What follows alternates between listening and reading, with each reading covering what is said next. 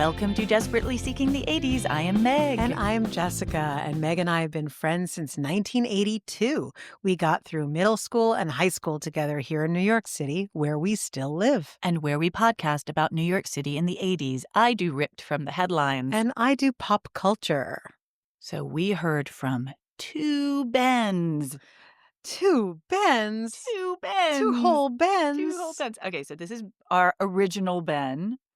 I lived at 45 Tudor City Place when I was in New York. Oh, my God. It was a truly magical place and a magical apartment, even though it was literally one room. I did not have a Murphy bed, but there was space for one.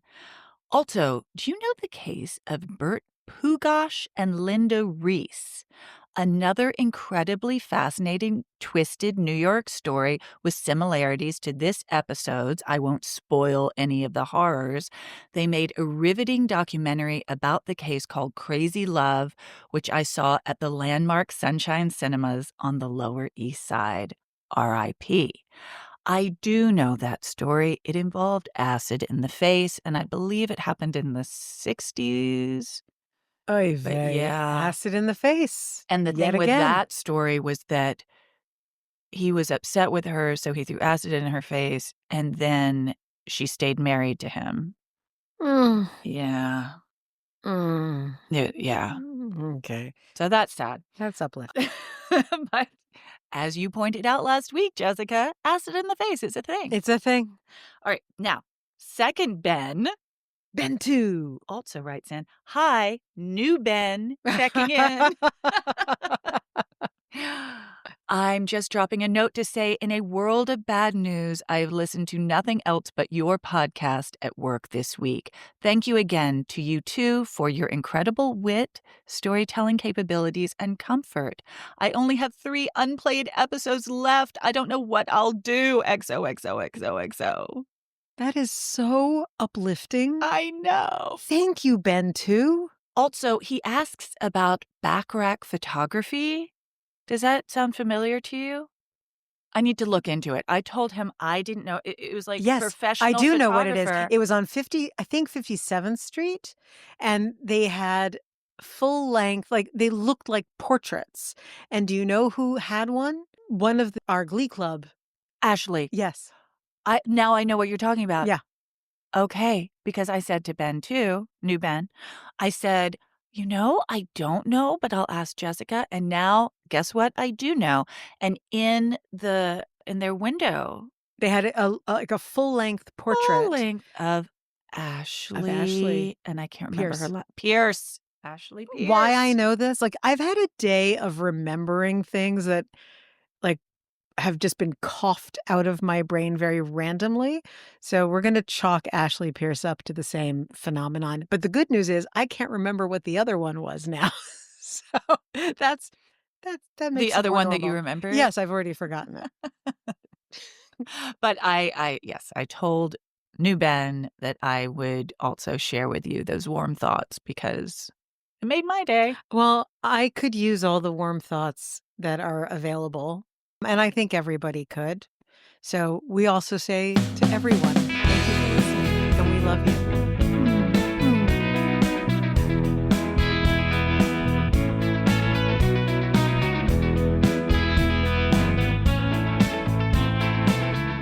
you. So Ed Koch was mayor for all of the 80s in New York. Pretty much. And he sort of epitomized a Democrat to me. That said, I kind of feel like the mayor of New York or New York politics in general doesn't really I don't have like a high association with either party. It's more about the individual than it is about the party. Interesting. What do you think? This is a great question, actually, because it's like, what did we think of as kids versus what do we think now? So this is right on the nose for this podcast. So as a kid, 100% about the individual. Because I didn't know any better. And New York is such a Democrat voting town, traditionally, that the agenda of Democrats was always the same.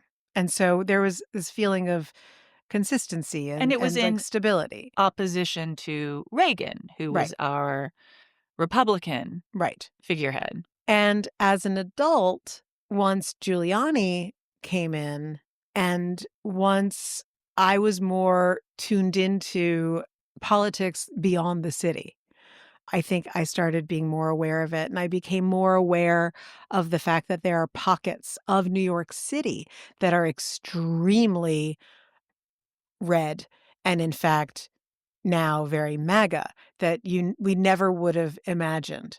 And so I guess I would say that I think of Ed Koch as iconic for being himself, but also kind of like the last, I don't know if sounds crazy or not, but true Democrat mayor.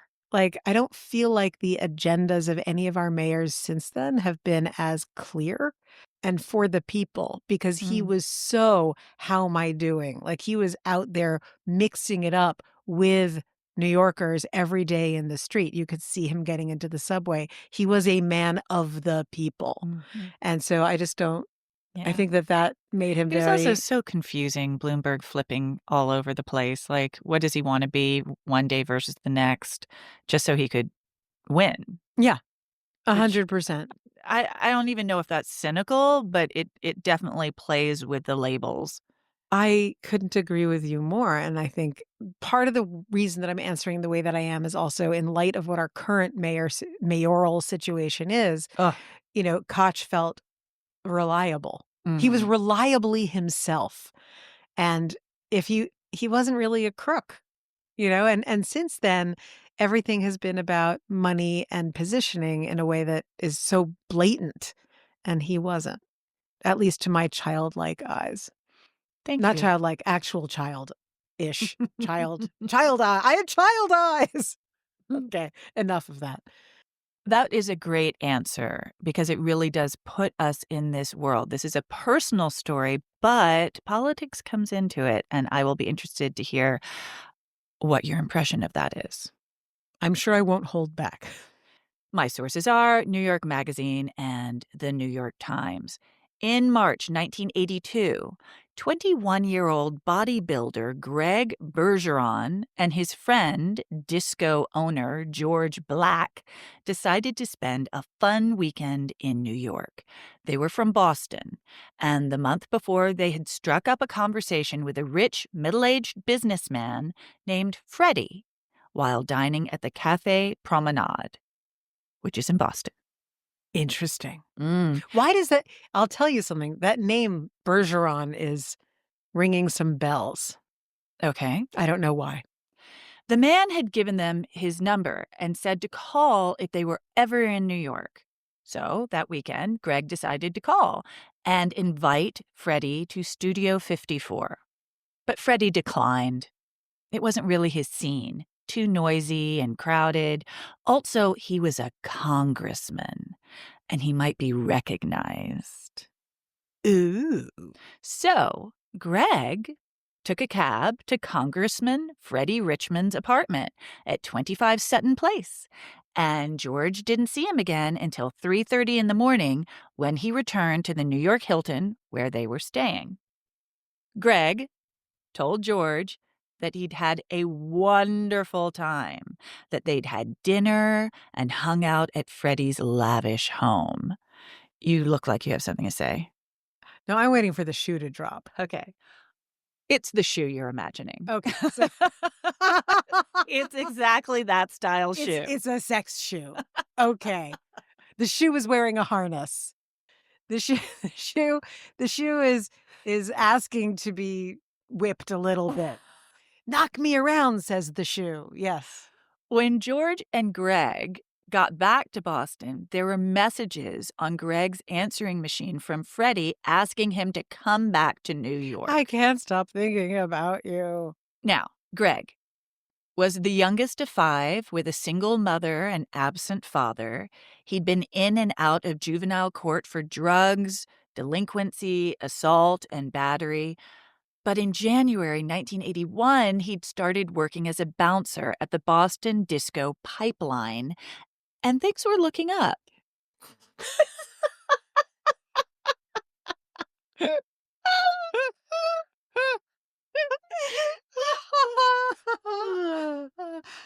Thank you, Boston. He enrolled at Boston State College and was majoring in psychology. But now, this wealthy 59-year-old congressman was inviting him into his New York life. And Greg went. Whether because he was in need of a father or direction in his life or because he was actually smitten with Freddie, Have you seen photos of I've Freddie? seen Okay. photos of Freddie, and that's a hard sell, but who Who knows? knows? Who Maybe he was knows? just a magnetic character. All right. Now, Freddie was also at a bit of a crossroads himself. He'd always appeared very respectable. He was a self-made millionaire, making it big in the import-export trade. He then transitioned to corporate raiding. When making money, hand over fist, got boring, he decided to go into politics. He used Nelson Rockefeller's career as a blueprint, crafting the persona of a philanthropist and public servant. He set up the Frederick W. Richmond Foundation and immersed himself in Brooklyn Democratic politics, eventually becoming the congressman for the 14th Congressional District in 1974. And he did good things during his tenure. He supported inner city gardens and promoted food stamps and held hearings to investigate Latin American coffee cartels. I was like, we should look into that. That was a thing. I That's didn't know. wait. You even have to say it again. Latin American coffee No, but cartels. using food stamp. Wait, what did you No, just? these are the three things he did that were Oh, very democratic. oh, okay. I was like, Um, food stamps for drugs. no, no, no, What? no. Three separate things. Gardens, food stamps, coffee cartel. Got it. Okay. Okay. But while he did good deeds publicly, he was a dick behind closed doors. He berated his staff, cut the lines at the airport, snarling, "Do you know who I am?" Ew. He ran red lights. He drove the wrong way on one-way streets. What? He was an entitled prick. The rules didn't apply to Freddie. In Mm. 1977, a 16-year-old black kid in the District of Columbia confessed to his parents that an older man had been paying him for sex and that the man wanted the kid to find more kids for him to have sex with. Oh God. The police set up a sting using a youthful-looking undercover officer. Ooh, like 21 Jump Street. Exactly. Where's Richard Grieco? Get him out. And with a tape recorder placed in a school backpack, Nice. caught Freddie Richmond promising an apartment and a car in exchange for sex. Now, you think that would get him in a lot of trouble. I think that's called sweep it under the rug. Bizarrely, that was not the end of his political career. Hmm. He applied for the First Offenders Program. I'd be interested to know if this program still exists. And was ordered 30 days of psychological counseling. Apparently, the first time you get arrested for pedophilia, they give you a pass. It's just so insane. It's we really actually do have to look that up. I think that this is going to be a useful piece of material. Yeah. Oh God. Then he spent a small fortune on campaigning and managed to win re-election. Well, unsurprising because I was about to go off on a whole Marion Barry thing, but never mind. No, I mean, the only reason he's in D.C. is because he's a congressman. No, I got that. I'm just saying that there are people who do all kinds of atrocious things, and lo and behold, reelected. I don't know. Oh, that's true. Yeah.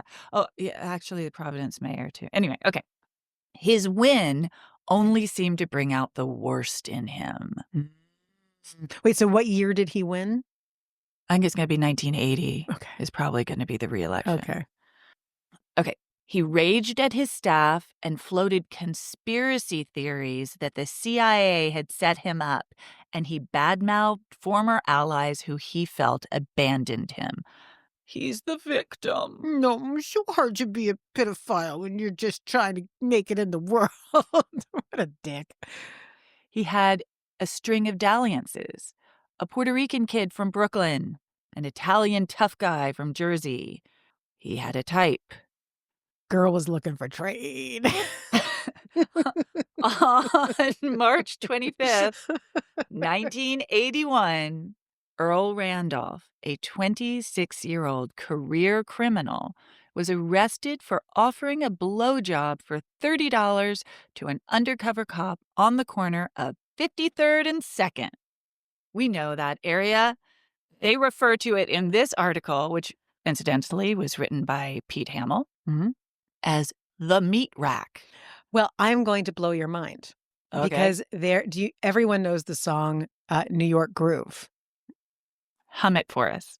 Oh God, don't make me do that. It's the chorus is I'm back in the New York groove. Oh, okay, okay. And and Ace Frehley did it. It's like thumping. Okay. There's a lyric where I think it's like 3rd and 53. They take a turn into the night, into ecstasy. Oh, And in that, yes, the lyrics interesting. are Okay, then. it's like that's the corner to pick up some action. Indeed. So that's just a little pop culture je ne sais quoi to stick in there. Well, this guy we just met this career criminal, Earl Randolph. He offered a blowjob to the wrong guy, undercover cop. Oops. Turns out Earl was an escaped convict who was staying with Congressman Freddie Richmond and driving Freddie Richmond's car. Oh, Freddie. guys. Freddie had also gotten this escaped convict a job under an assumed name as a doorkeeper of the House of Representatives. Are you kidding me right now? It's just so blatant. It's so perverse. It's like, It's perverted. it's like, I'm going to break the law in the most outlandish way I possibly can. Ooh, wait, what was don't we have a new phrase, a French phrase? Oh, shoot. Oh, Étage de, yes. what was it? Étage de, oh, we'll have to look it Well, up. yeah, yes. Oh, damn it. We'll I come back with promised it. myself that I would remember it. It was really good. Oh, and it's a little different because I don't know if he was trying to shock people. That was all about shocking people. This isn't about shocking people. This is, to me, is just about like, Getting away. It's his own getting away with yeah, it. I got away with it. This and this and this and this. That means I can do whatever the hell I Oh, want. yeah. If I get away with it, I guess I'm king. Mhm. Mm. When a federal grand jury was impaneled to look into Freddie's involvement with Earl, they uncovered all kinds of stuff. There's a rule that I'm sure you know that members of Congress can't earn outside income exceeding 15% of their house salary. To get around that, Freddie pretended to retire from his $128 million holding company, Walco, but he didn't retire at all. In fact, his company paid for most of his living expenses, including chauffeured cars and his 25 Sutton Place apartment. He also used Walco employees to work on his campaign. And Walco made charitable donations to high-profile causes using Freddie's name, which helped his political career. For sure. Yeah. He also diverted Walco funds into his nonprofit foundation, which shared an address with Walco to avoid paying taxes. But like, what a bad schemer So he is. He's messy. it's so messy and so obvious. Ugh. And, not at all shocking, he had his aides buying pot and cocaine for The him. drugs. He wanted the drugs. By the time Freddie met Greg, his world was more or less exposed. He'd been caught in all of these things, but he was still trying to keep up appearances. So people in the know knew he was in trouble, but publicly it hadn't hit the press yet. You know what I mean? Mm-hmm. So he was trying to pretend that he was a respectable person. He rented Greg a $1,200 apartment at 400 East 57th Street and took him to the opera, museums, ballet, and theater, publicly introducing him as his protege. I was just gonna say the most ludicrous. Oh, Aren't you glad that I'm learning how to self-monitor? Isn't that, like, the well, joy wait, of your it life? gets better. Mm, He bought him suits, monogram shirts, and jewelry. mhm. He paid for Greg's plastic surgery. They traveled together to Florida, California, Puerto Rico, and Greg flourished under Freddie's tutelage. His friend George said, remember Of George? course I remember George. Quote, before he met Freddie, his favorite movie was Friday the 13th. Now he talked about Broadway shows, The Bolshoi and F. Scott Fitzgerald. He used to be the toughest guy I ever met. Now he was a total snob. Freddie gave him a PhD in society. That's a great line. I know. And this is just in a few months. Everything went south in just a few short months. Wow. Greg told friends that Freddie was the father he never had. Now, Freddie did, in fact, have a son from a miserable marriage that had lasted 2 years. When his 26-year-old son, William, came to dinner, Greg told William that Freddie was the father he never had, and then Freddie said Greg was the son he never had and that he was going to adopt him. And William, his actual son, lost his shit. I was gonna say, were they eating steak, and were there knives for that purpose on the table? I mean, wait, what's the son's name again? William? It's William. not like William didn't know that Freddie was a total piece of shit, but if he needed to confirm anything, well, it's good to have closure. Yeah, there you go. In August 1982, Freddie was forced to resign from Congress. Shocker. Bye. He pled guilty to tax evasion, failing to report income, drug possession, and for paying the tuition of the daughter of a naval employee who awarded contracts to a campaign contributor. So it's just, he was like, is there a way of being corrupt that I haven't explored yet? I'll try that. Oh god, this guy. And you know what's so ridiculous, Meg, is that you have introduced us to so many men who have the same affliction. I feel Hmm. like at some point we need to do like a rogues gallery of these degenerates, uh, who all have the same mental malfunction. While Freddie was waiting for his sentencing, it's going to take a turn. Is he killed? Do you want to know? Yeah. All right. It's sad. Is it gruesome? Do you want to know? Yes. While Freddie was waiting for his sentencing, Greg was in New York. On October 5th at 6:30 in the morning, the maid couldn't get into Freddie's bathroom at Sutton Place. The door was locked. When she and the valet forced the door open, they found Greg's naked, dead body on the floor, surrounded by pills. He had written on his chest in blue felt tip pen, I will always love you, XOXOX, Sin Angel. He also left a note. Good morning. I am sorry I went out with friends last night, but sometimes I have to be with people my own age. I hope you can forgive or understand. I won't be going to Boston as much in the future. You're right. There's not as much there as there used to be. Love, Sin Angel. I'm confused by this. I thought that Freddie was amazing to him.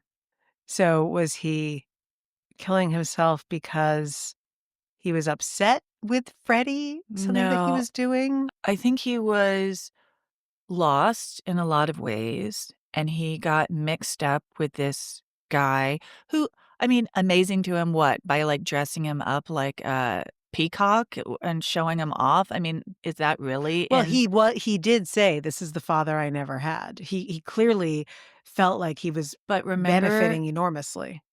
yeah, because he was valuing the wrong things, right? I mean, if you care about jewelry and a watch, I mean, does he even know what a father is supposed to do? Also, this guy's having sex with him. I don't know if Well, that's the father he never that is a had, problematic right? point. Yeah, I'm not saying that he's It stable. Like, and we obviously, there's a lot know going on. and we right. And we also know that Freddie is not a great guy because he's not a great guy to anybody else. And why would we think that the one person in the universe he would actually be, like, decent to beyond all of the things he bought him? You're right. That's a very good point. There is no track record of decency. Just the moniker Sin Angel is so it says so much, doesn't it? Yeah, Very sad. very sad. Unsurprising in many ways, but incredibly sad. A month later, Freddie started serving his sentence of a year and a day in federal prison. He served only 5 months of that sentence, paid a $20,000 fine, and returned the $425,000 he had received in pension payments during his fake retirement. After prison, he returned to New York. He never spoke of Greg and only referenced his crimes at his sentencing. Quote, "These acts to which I have pled guilty were irresponsible, unnecessary, foolish, and wrong." We have the identical expression on our faces right now, and I think it says so much. The reason I asked you about party politics at the top is because in this article that Pete Hamill wrote for New York Magazine, his opinion was there was a good Fred and a bad Freddie. So there's a good guy who did all these good deeds, these things for the people, the food stamps, etc. But then he had demons, and Freddie was the demon. I disagree. I think he did those good deeds To cover up the shit. to cover up the shit. And that was, like you said earlier, Democrats had a lot of power in New York, and if you wanted to get into politics, you're going to be a Democrat, and you were going to do the things that Democrats found really popular, which would be inner city gardens and food stamps. I don't think this guy actually gave a shit. Well, I agree with you. B, I think it's really facile to say that there's a Dr. Jekyll and a Mr. Hyde. I think that it lets the person off the hook. It's saying, okay, well, there's this whole your being. We can discount it. We can just say, oh, that's the bad boy. We don't like bad boys. So we're going to focus on the good boy. It's easier to focus on the good boy. Everyone, no matter how fractured they seem, unless you're really like ready for, you've got a multiple personality situation going on. Sybil. Oh my God. Sally Field. Let's get her on this show. We are integrated beings. Sure. And Freddie knew what he was doing. I think so. But we have told stories where there was a turning point that then led to all the awful things that happened. Absolutely. And And I'm only this, saying I like don't- living side by side. Right. And I'm saying that this is not that story either. I don't think he suddenly became a bad person because of his horrible coke habit or whatever. You know what I mean? No. I think he was pretty consistent his whole life, in fact. Yeah. And, the more opportunity that he created for himself, the worse his crimes became. And that's the thing, right? It's like he was orchestrating his own move up the ladder in a very calculated way to benefit himself in a wide variety of manners. So I don't agree with Pete Hamill's approach, and I think it's very outdated, which again goes to the heart of what we do. I think it's a very outdated way of looking at motives and potential mental illness, whatever he had, Freddie. But I think it lets him off the hook. And I think we definitely need to do a follow-up about this first offenders program that I'm sure there are many people out there who wish never existed, because that sounds like a horrible, No, disgusting. horrible idea. Truly disgusting. When you were talking about the kid in DC, you used the word kid several times. Yeah. Did you mean always underage when you said the word kid? He was 16. Yeah, okay, so you did. Yeah. Vomitus. Vomitrocious. Well, thank you for listening. Are you joking? It's fascinating. I hate this guy.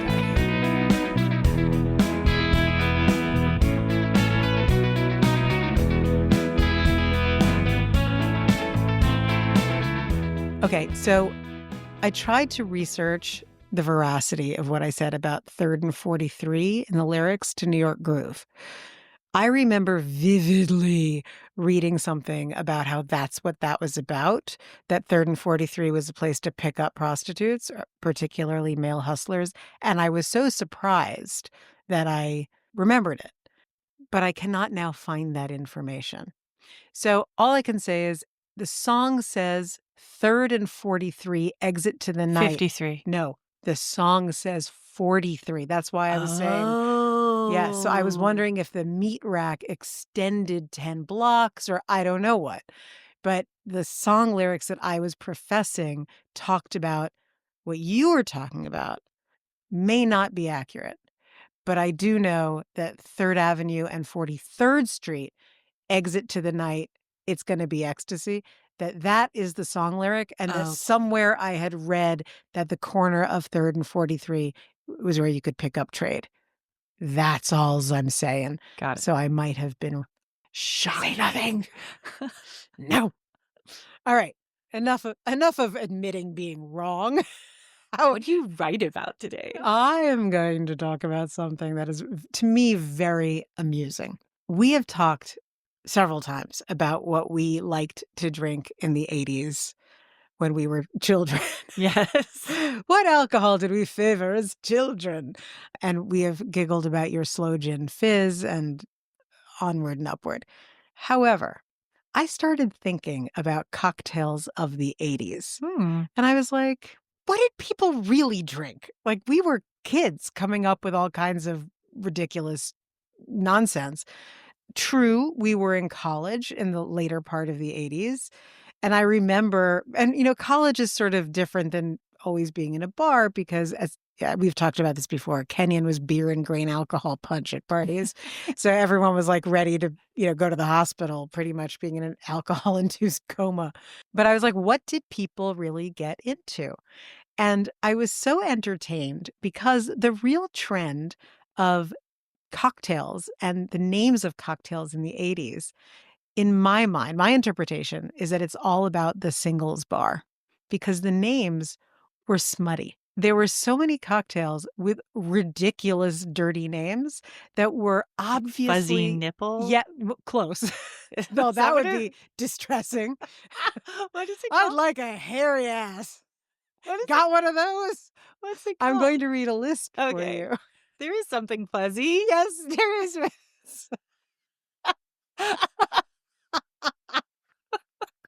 My contention is that it was to be provocative. So when you belly up to the bar and you're like, "Hi, I'd like a," and fill in one of the names I'm about to say, it was like a conversation starter. Okay. Mm. So I researched, I know you're amazed, a whole bunch of different places.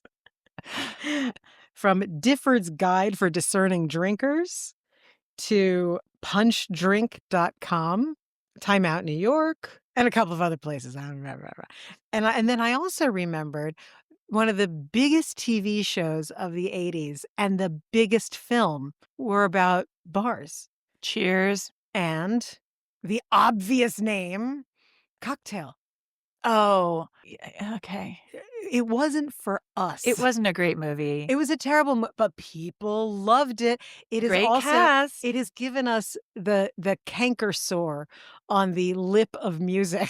No, Kokomo. yes. I love that I song. hate that song with a I passion. love that How can you song. like that song? It's so catchy. It's a fucking earworm from hell. It's the worst. They were Way like, down in they were, no, Kokomo. no, no, stop. They were like, hey, Brian Wilson, can we just ask you from your padded cell to come up with some nonsense? And do you know who joined the band briefly to sing that song? Wasn't like John Stamos? Yes! Yeah. So fucking ridiculous. Anyway, so 80s was cocktail culture time, and there was a lot of advertising behind drinking and Cheers and Cocktail, the movie. I mean, the fact that there was a movie about Tom Cruise flipping bottles, like, give me a break, And please. even then, he was like, "I practice." Don't you remember he Oh, was yes, of like course, he all made a about big his deal. research? Yeah, a big deal. He Like, was congratulate. Wait, well, It is do you know impressive. that He, like, juggles those bottles. there that there are contests, like bartender contests for the bottle flipping. I love it. I'm sure it's on like ESPN 42. Anyway, so also 80s cocktails, back to your slow gin fizz, were notable for being incredibly sweet. Mm, Everything was like candy. It got you drunk and it got girls drinking a mm. lot.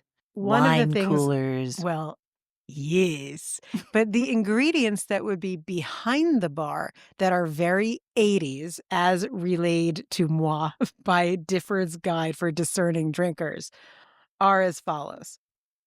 First off, the drink had to have a name with plenty of sexual innuendo. It had to have a neon color, preferably bright blue from Curacao or green from Midori. Remember Midori? Melon. It was a melon liqueur. That explains a lot. Yes, very bad. Orange juice from concentrate. Sour mix that came in a powdered form that had to be mixed with water. Always vodka. And vodka, Absolute vodka, was very 80s. Absolute Perfection was the first of Absolute's famous ad campaigns launched in 1980. Cream of coconut, Southern Comfort, Bailey's Original Irish Okay. Cream Liqueur. All this stuff makes me nauseous. I'm sorry, peach schnapps. Oh my God. uh, the alcohol that most people can't drink because it's what they drank first and then threw up so violently that they could never smell it again. And glassware that was either huge or teeny tiny. There were a lot of shots that were drinks, and we'll get to that in a moment. In fact, at Kenyon, there was the Village Inn, nicknamed the VI and then the IV because you would just mainline your liquor. And there was a bartendress named Lynn behind the bar who was the biggest vulgarian you'd ever meet in your life. She just loved fucking with these preppy kids. And she would mix kamikazes and red Oh deaths my God. and serve them in those super low ball glasses and be like, I'll drink you under the table, you little shits. And she did, but everyone tried to Yeah. keep up with her. But we're going to get to more drinks that are in tiny glasses in just a moment. Some other drinks of the 80s. Kamikazes, Red Deaths, Alabama Slammer, Long Island Iced Tea, Right. Fuzzy Navel, Fuzzy Navel, which is but also a little gross. but also a slippery nipple. Oh, that's what I did. Yeah, I that's did. a screaming orgasm, Yeah. Sex on the Beach, Blue Lagoon, French martini, that was fine, a woo-woo, a fuzzy woo-woo, a B-52, which was a layered shot. So, remember the alcohol would go in and, like, the heaviest, like, the cream of coconut would be on the bottom, and then it would be, oh my God, I can't believe I remember this. It's called a float to have it, like, in the I never layers. really understood the purpose of shots so much. It was not my thing. It was because you didn't wanna drink alcohol. And What it do you went mean? well, you slam a shot, it goes right down. You're not sipping a drink and having to taste it. It was a way to get drunk very fast without having Yeah, to I don't taste see the anything. appeal of that. Well, that's a good thing. Is it? Yes. And finally, a mudslide. Now, the fuzzy navel, not nipple. Sorry about that. No, it's going to be my favorite thing for all time, and I'm going to introduce it into every podcast from now on. So what I think is really interesting is how do drinks come into being? And frequently, as in the Harvey Wallbanger, they are invented by Madison Avenue. That was the case with the fuzzy navel. Here's a quick little story about how that happened.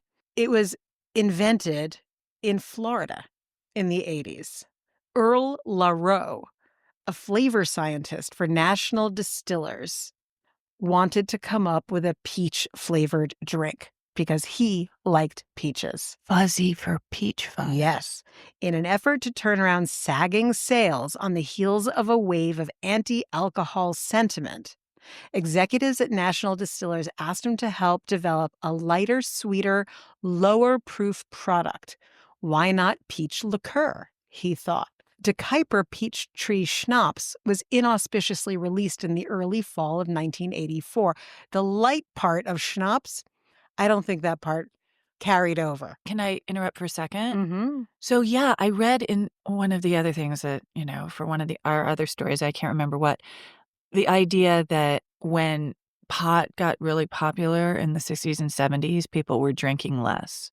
So that sort of speaks to what you're saying. They So needed to they're like, beef it up. bring it back. How do we get them hooked on the hooch? Well, this fruity schnapps hit the American market to decent success. It was very different from the historically dry fruit-based schnapps that had been invented in Europe in the 1500s. The New York Times said of peach schnapps when it was released, "It's sweet and uncomplicated, something one does not have to get used to, like whiskey or dry red wine." So to your point, yeah, get some drinking.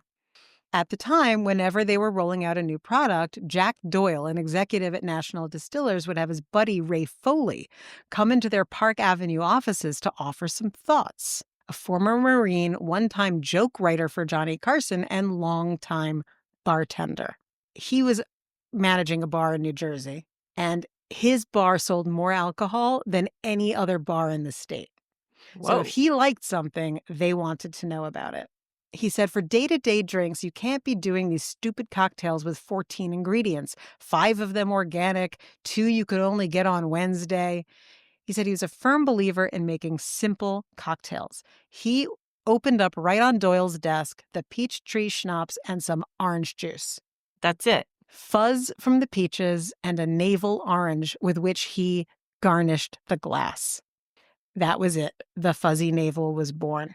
The distillery immediately bought suitcases for all of their salesmen and filled it with bottles of peach tree schnapps, orange juice, and navel oranges. And they went to all of the bars in the tri-state area to begin with and just mixed drinks.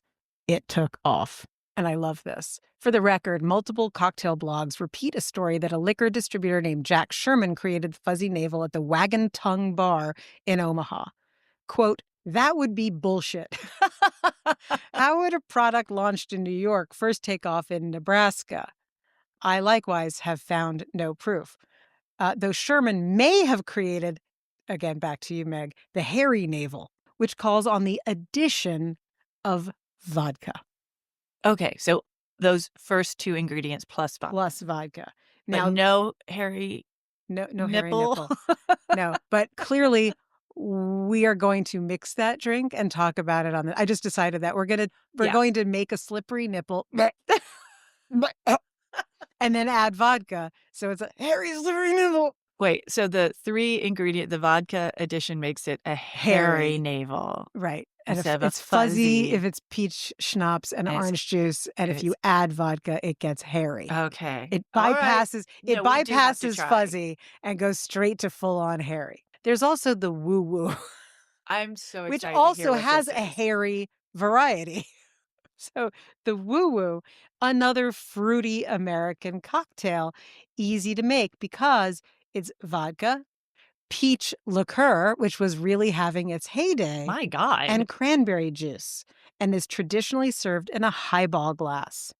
It got its name in the 1980s at a time in which cocktails containing peach liqueur were beginning to gain recognition. So says my source, so we agree. And your source is not Peach Peach.com. International? No, no. Many believe that the woo-woo recipe originated in First Edition Bar in Bayside, New York, although the exact origins of the cocktail are uncertain. They do know that the bartender normally shouts woo-woo when serving the cocktail, hence its name. It is best recommended for drinkers who like very sweet drinks and do not taste the alcohol. Now, it already has vodka in it, so I'm not sure what makes it hairy. We can get back to that too. But the most important drink, the most, by far, that was invented in New York City in the 80s was invented at the Odeon, our favorite And- place. Yes, which we still need to go to together. Yes. It was Pronto. invented by bartender Toby Cecchini. He was bartending at Tribeca's famous restaurant where SNL cast members usually had their party. Cecchini mixed vodka, cranberry, lime, Cointreau, mixed it into a martini glass, and defined the decade. What drink is that? Is it a cosmopolitan? Yes, it is. And it gained notoriety in the 90s Yeah, because of Sex and the City, I don't think I'd heard of it until Sex and the City. but it started in the 80s at our favorite place at Odeon. And that is a drink that is carrying on through the ages where Sex on the Beach, like, when you're 22, you go, "I want a sex on the beach." And when when you're an actual grown up, you're like, "Hi, I'm looking for sex on the beach, on the rocks." You're just Yeah. a doof. Yeah, what would you be embarrassed to order now? A Long Island iced tea, I'd be embarrassed. I think, though, that a Long Island, because you know me, there's a part of me that just thinks it's all really funny, but, like, what could I really not that's the problem with me, there's very little That you have I shame won't do. about? Yes, but I would have a problem with the slippery nipple. I couldn't say it. I'd just be like, "I'm gonna slippery nipple, please." And then they'd say, "Can you say that louder, please?" Slippery nipple, I said it. No, sorry, I can't. I don't understand. Louder? Cosmopolitan. Oh, okay, got it. Yes. I guess that would be it. It's also just a word I've never been comfortable with despite being extraordinarily sex positive. Just hate the word nipple. I don't know why. And I used it earlier, and You did, but but isn't it's that an nice to know earworm that for about you me? Like, now. there Yes. is a word you're like, "Yep," and I plan to use it all the time. Have you tried one of these espresso martinis? I have had 1 or And 2.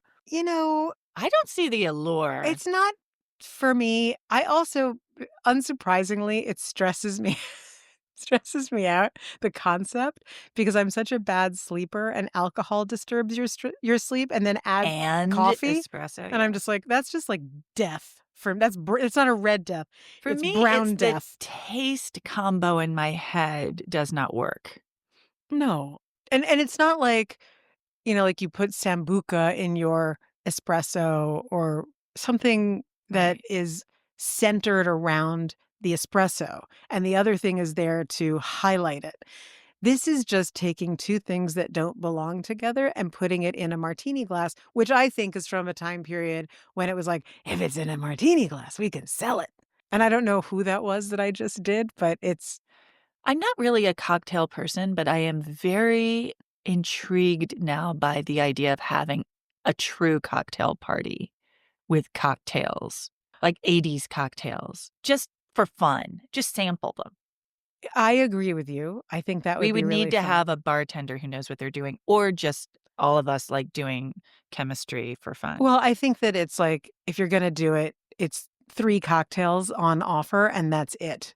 And you either have them made by someone who knows how to flip a bottle around or Mm. pre-mixed, pour it in a glass. I always was a cocktail person. I enjoyed it much more. I mean, wine has always given me a headache, and I didn't really enjoy beer until I was, like, in my late 30s, which I know is weird. Hmm. I was a very eager and very bad drinker. So I did a lot of, like, drinking so much that then I was like, "Oh, I've poisoned myself with alcohol. This is No bad." more vodka for me. No more gin for Yeah, me. I can't smell rum ever. It's just bad. But no, I think that would be totally fun. I mean, and the thing about cocktails is that the accoutrements are so Well, fantastic. that's what I'm thinking. Beautiful martini glasses. What do you call the stirrers? Swizzle, Yeah. Ugh. you And know? and our little cloth cocktail napkins. We could really do something Well, you classy. do know that my birthday is coming up at the end of the month. Well, you'll be oh, right, of course, I'll be because it's the back. day before my wedding anniversary. Exactamundo. And you'll be back? Okay, Yes. so we So need to maybe I'll plan have a ahead. cocktail party for my birthday. Ooh, I love that idea. I will help you with that. Yay.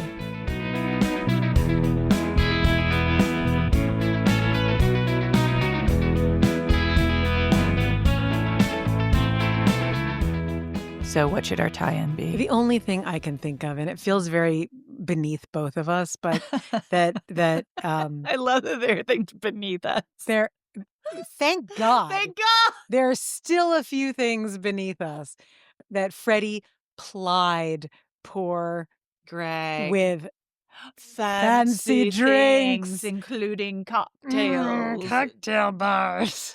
That's here's your martini, your French martini, your French 75. I don't know why that's now the voice. Hey, kids, belly up to the bar. It's suddenly the 1930s, and By the way, Freddie I dyed need his help. hair red. Red Fred? He he Red? didn't he didn't have a lot of hair, and what he had, he dyed red. So funny that you should mention this because I forgot who I was oh, I think it was our friend Kim. We were so I desperately need to get my hair colored, and we were talking about how awful it is when you're in between colors and you've got terrible roots and you use that wretched spray that I the can't do it minute the anymore. minute you touch your hair, you're covered in this It never terrible looks dye. It good. never looks good. It always looks like shoe polish. Anyway, so we were talking about it, and I had this flash, and I was like, "Do you remember GLH number 9?" And she took a beat, and I was like, "It was a spray," and she's like, "Oh my god, it was that infomercial."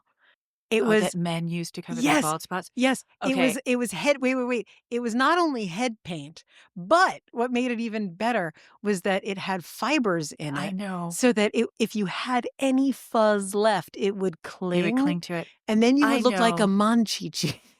I am not going to say too much about this story because it'll give away who it was, but I had a very, very good friend who I went to college with, and, when the guys start, like, putting on a little bit of weight in their 30s or they Mhm. start losing their hair and they're like, "What do you mean I'm not gonna be a young stud forever?" And everybody is like, "Yeah, sorry about that. Aging Welcome to the happens. world."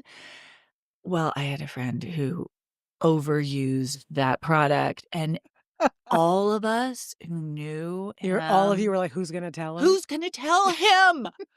Who's gonna fucking tell somebody needs to." And I would talk to his really close guy friends, and I was like, it needs to come from a guy. It Yeah, it can't cannot come come from a from a woman. girl. No. Come on. And guess who ended up telling him? Who? He started dating this, like, awesome woman, and she took it on. And the next thing we knew, he'd shaved his head, and we were all like, "Thank you. That That is so much that better." is doing God's work I right mean, there. yeah, but it was an awkward couple of years there.